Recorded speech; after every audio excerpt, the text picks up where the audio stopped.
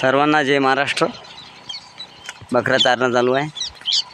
तुम्हाला एक गोष्ट सांगायची आहे सर्वांना, सर्व महाराष्ट्रातल्या लोकांना, की तुमच्या सर्व महाराष्ट्रातल्या लोकांना आणि गावागावातल्या लोकांना सांगणं आहे की तुमच्याकडे ग्रामपंचायतकडे शासकीय जागा अवेलेबल असल्यावर ग्रामपंचायत कार्यालय तुम्ही प्रायव्हेट जागेत बांधू शकता का?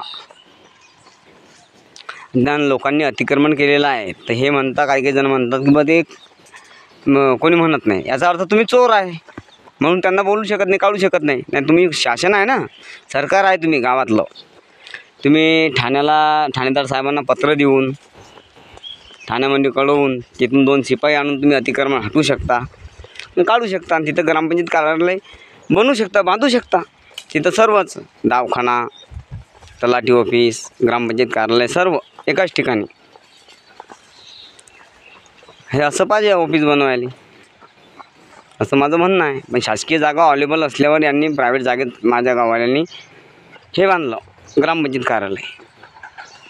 आता बघू, आपण केस करणार त्यांच्यावरती, आपण नक्की डोळे लावून केस करणार म्हणजे करणार, आपण घाबरत कोणालाच नाही।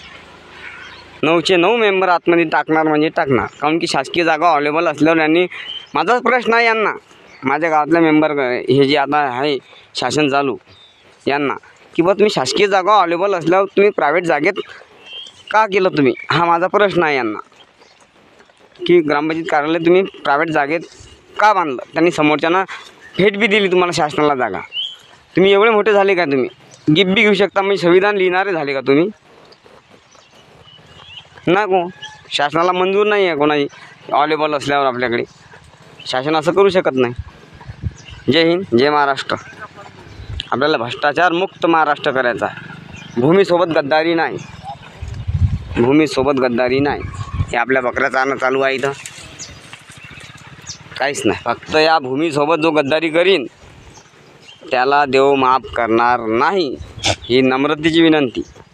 भूमीसोबत गद्दारी नाही, आणि जे आहे ते आहे, आणि तुम्हाला सर्व काही सांगलेलं आहे आधीच्या व्हिडिओमध्ये, अजून तर लय व्हिडिओ निघणार आहे आपले।